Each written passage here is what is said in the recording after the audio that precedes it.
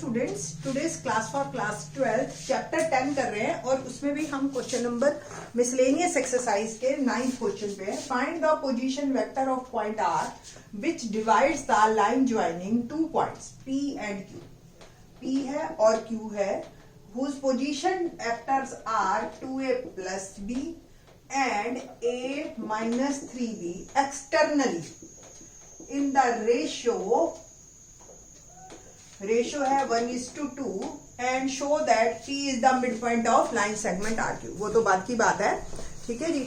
अभी हमने जो आप पहले प्रूव करना है एक्सटर्नली का करना है। अगर हम फिगर वाइज देखें तो कुछ इस तरीके से दिखाई देगा कि ये पी क्यू है और आर जो है बाहर है, ठीक है, और ये 1 और ये 2 ऐसे रेशो आपको दे रखा है, एक्सटर्नली है।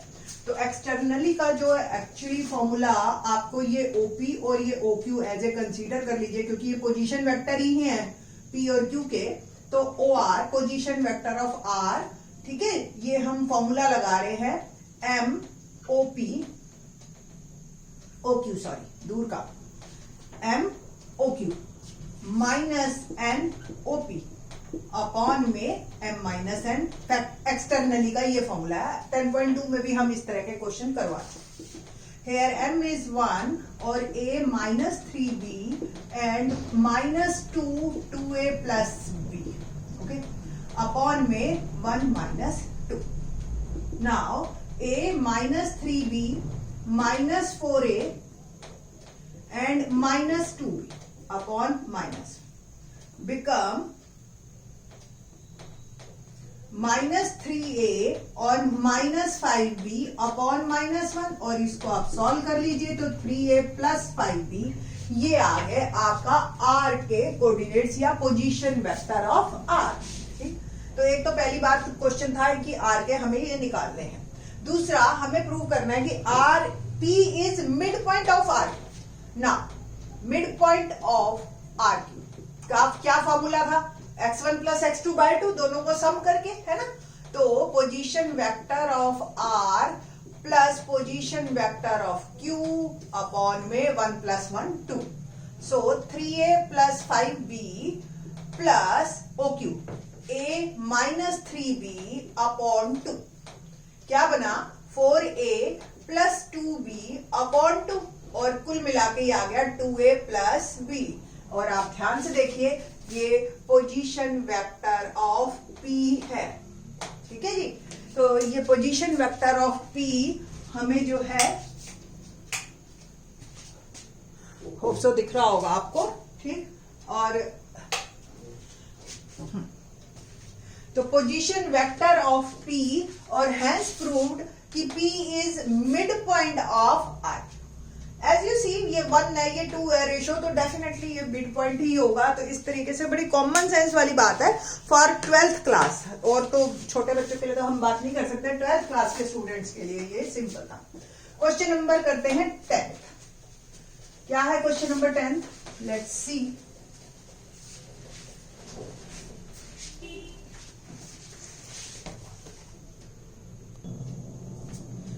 क्वेश्चन 10th डिस्कस करते हैं। क्या है क्वेश्चन नंबर 10th एक्सरसाइज का हमारा?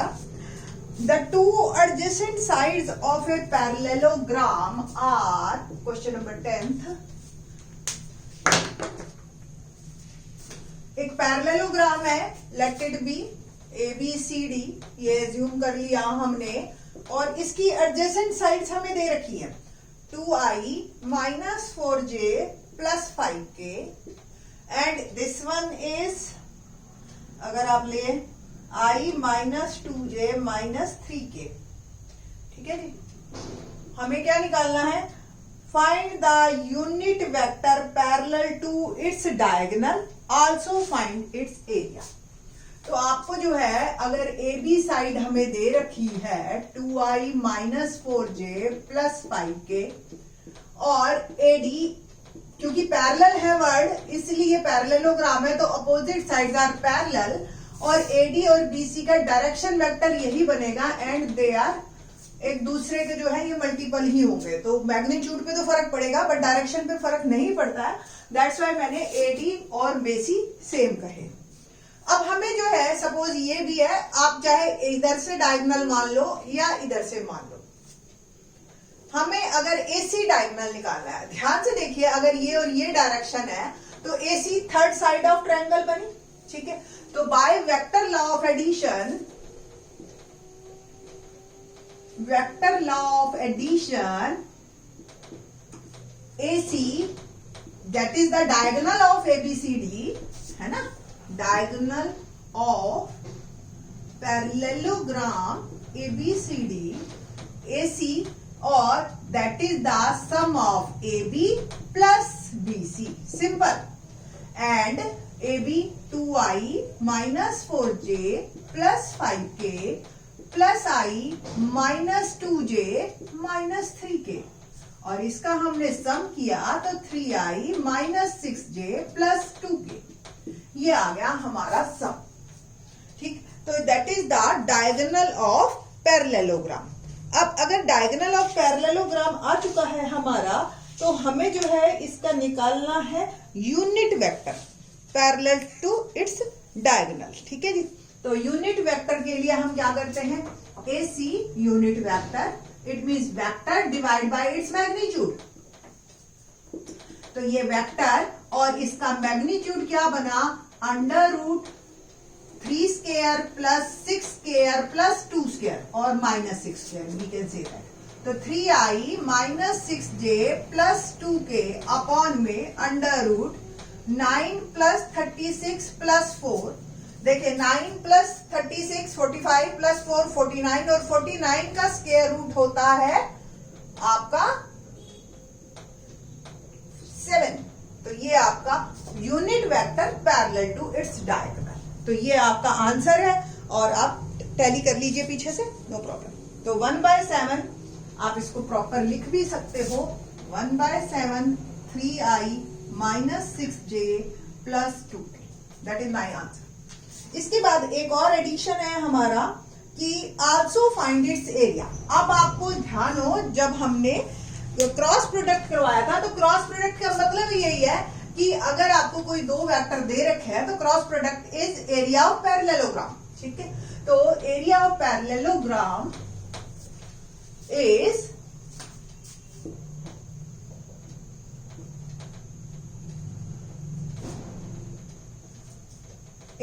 magnitude of AB cross product BC, ठीक है। तो क्रॉस प्रोडक्ट करेंगे हम इन दो साइड्स का, और फिर उसका मैग्नीट्यूड निकालेंगे।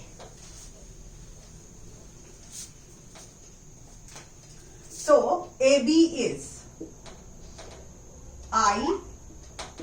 AB cross BC।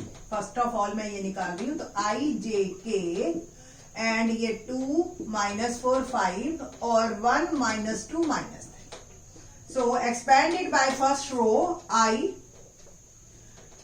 रो और कॉलम कैंसिल कर दीजिए, -4 into -3 plus 12 minus -10, minus J position minus वाली है, दैट्स वाई रो और कॉलम कैंसिल किया तो -6 -5 plus K -4 minus -4 become 12 plus 10 22I, -6 -5 -11 और माइनस ऑलरेडी बाहर पड़ा है तो 11J, एंड ये -4 प्लस 4 0, तो 0K, there is no need to write it 0K, आप इस K को खत्म भी कर सकते हैं। सो माय आंसर इज, ये अभी आया है क्रॉस प्रोडक्ट, है ना, और मुझे जो निकालना है वो निकालना है magnitude of this cross product. तो magnitude is under root 22 square plus 11 square.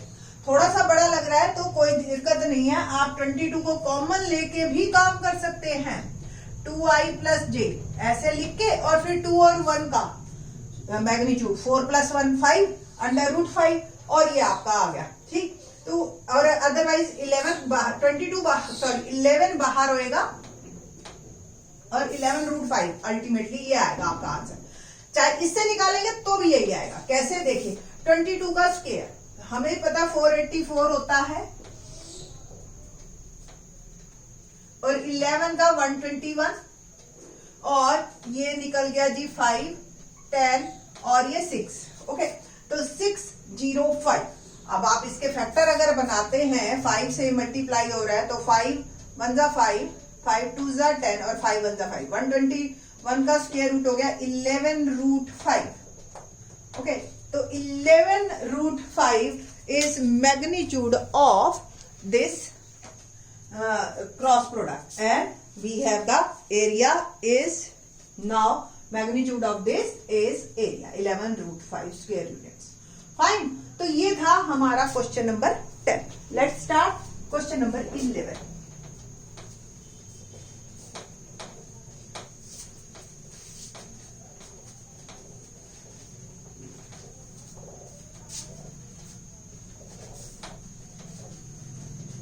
क्या है क्वेश्चन नंबर 11? लेट्स सी।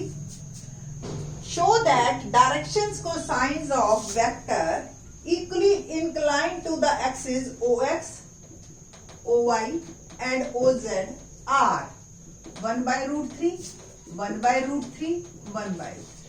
शुरू से ही हमने बताया कि डायरेक्शन रेशियो कोसाइंस का एक फंडा है क्लियर कि LMN होते हैं और किसी भी वेक्टर के अगर ये LMN तीनों इक्वल है या डायरेक्शन कोसाइंस, कोसाइन का क्या मतलब कॉस ऑफ एंगल, ठीक है। सपोज एक वेक्टर है इस तरीके से, अगर मैं एज्यूम करूं ये x axis, y axis, z axis दिखाई दे रहा है आपको, ये एक वेक्टर है, ये तीनों एक्सिस के साथ इक्वल एंगल बना रहा है, लाइक अल्फा, बीटा, गामा। अगर हम फिगर ड्रॉ करें तो कुछ इस तरीके की दिखाई देगी, ये एक्स, ये वाई और ये जेड।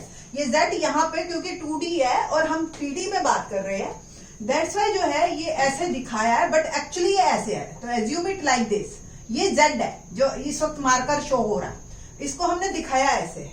ओके, नाउ अब ये एक वेक्टर है OP और ये एक्स एक्सिस वाई एक्सिस के साथ, एक्स एक्सिस के साथ अल्फा, वाई एक्सिस के साथ बीटा और जेड एक्सिस के साथ, एक्चुअल में आप समझ रहे हो ना, ये ऐसे एंगल दिखाएगा ऐसे इसके साथ।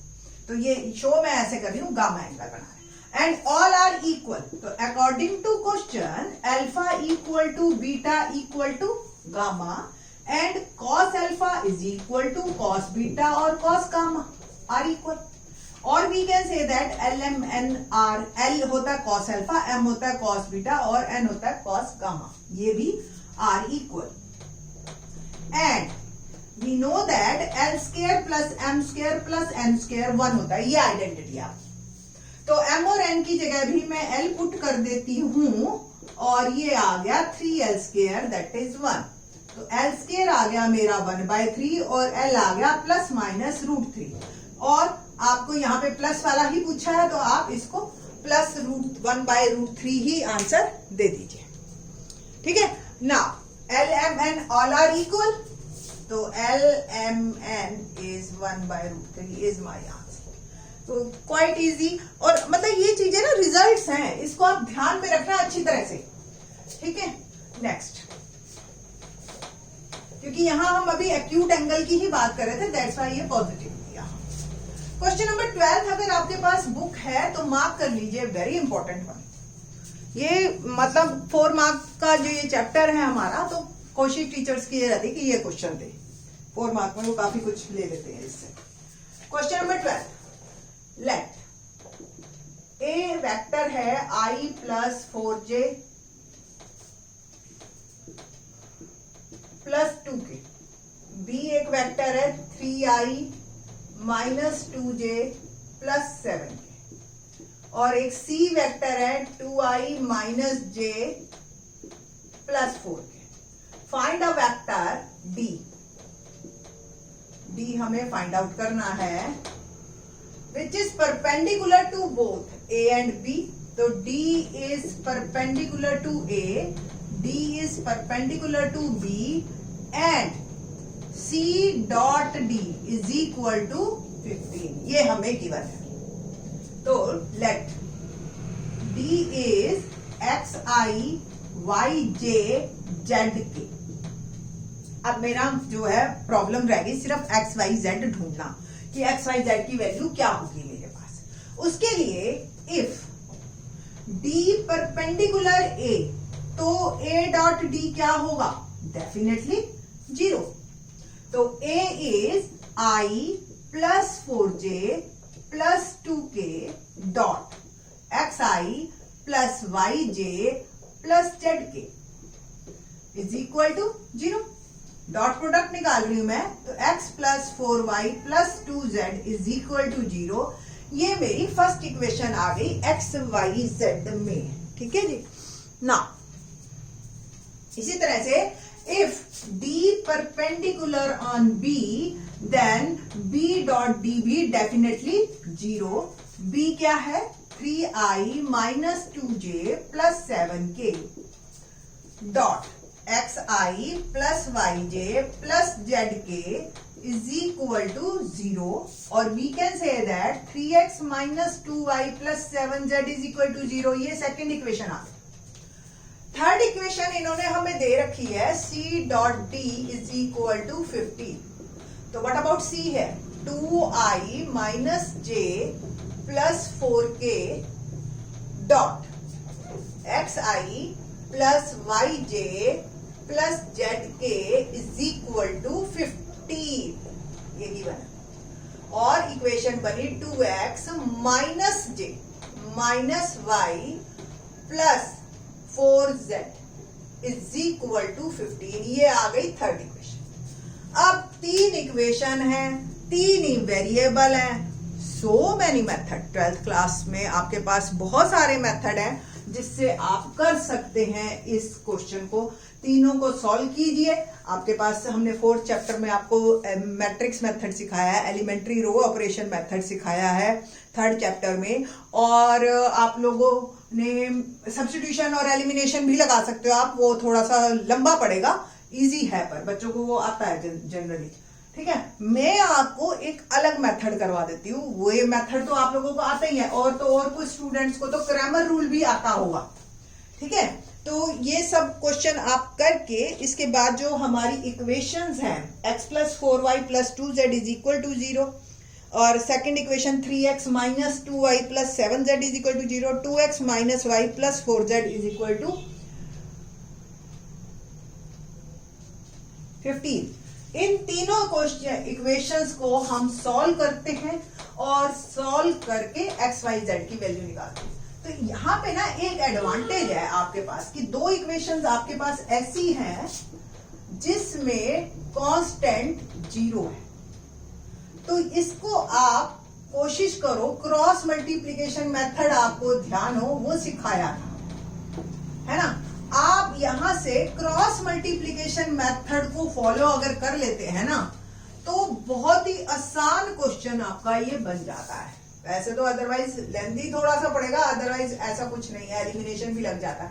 पहले 2 में जेड रिमूव करो, फिर इन 2 में जेड रिमूव करो, फिर एक्स वाई में 2 इक्वेशंस आ जाएंगी और फिर उसको सॉल्व करके एक्स और वाई निकालो। मैं एक और अलग मेथड बता रही हूँ आपको, एक्स वाई जेड, ये आपने 10th में कर रखा है, इज इक्वल टू, अब आपको याद हो y के कोफिशिएंट्स पहले लिख लेते थे, फिर हम z के लिख लेते थे, फिर 1 3 और एक बार y के, दिस माइनस दिस, इस तरह से करते थे। अलग अलग बच्चों ने अलग अलग किए हुए हैं तरीके। तो 3-4 मेथड इसके एनसीईआरटी में भी दे रखे हैं। मैं इस तरीके से बता देती हूँ एक बार। पहले y के कोफिशिएंट्स लिखे, फिर z के लिखे, फिर x के लिखे और एक बार y के दोबारा लिखे। अब x के नीचे आपको ये दिस माइनस दिस इस तरीके से करना है। तो 4 7 जा 28 माइनस 2 2 जा 4 माइनस 4। ठीक है जी, तो ये जो है आपके पास इस तरीके से आएगा। नाउ y के नीचे सिंपल दिस माइनस दिस, 2 3 जा 6 माइनस 7 एंड z के नीचे -2 माइनस 4 3 जा 12। ओके, ये आपका लेमडा के बराबर है। तो x बाय 32, y अपॉन -1 और z upon -14 is equal to lambda. बिल्कुल जैसे हम करते हैं इसमें, ये इन दोनों को एज्यूम कर लीजिए ये नहीं है, और x की वैल्यू निकली मेरी 32 लेमडा, y की वैल्यू निकली माइनस लेमडा और z की निकली -14 लेमडा। ये इन टर्म्स ऑफ लेमडा आ गए। And put the value of x y z in equation 3rd। तो इस इक्वेशन में जो आपकी है 2x minus y plus 4z is equal to 15, इसमें हम पुट करेंगे x की value 32 lambda minus minus lambda plus 4 minus 14 lambda is equal to 15, और यहां से हमारे पास लैम्डा आ जाएगा। लैम्डा वापस इसमें पुट करेंगे x y z आ जाएगा। तो 64 लैम्डा प्लस लैम्डा और 14 4 जा 56 लैम्डा इज इक्वल टू 15। ठीक है जी, ये है बना मेरा, माइनस का है ये, तो माइनस 56 लैम्डा। ओके, तो 64 में से 56 गया 8 और 9 lambda is equal to 15। Lambda आ गया 15/9 और 3 से मैं कट कर रही हूं 5/3। Put the value of lambda in this coordinates, तो 32 इंटू 5/3 माइनस 5/3 और माइनस 14 इंटू 5/3, ये मेरे जो है एक्स वाई जेड की वैल्यू आई। तो 32 5 जा 160/3 माइनस 5/3 और 14 5 जा 70/3, ये एक्स वाई जेड की वैल्यू आई। तो डी वेक्टर क्या बना मेरा 160/3 आई माइनस 5/3 माइनस 70/3 के, ये एक्चुअल में बना। तो होप सो अब जो है आपको ये क्लियर हो गया होगा कि क्यों मैंने इसको इंपॉर्टेंट बताया। 4 मार्क का क्वेश्चन 12th क्लास में, ये अच्छा क्वेश्चन है, तो इसमें टीचर काफी कुछ पूछ लेती है आपसे। ठीक है, होप सो आपको समझ आया होगा। Question number 13 onwards in the next lecture. Thanks.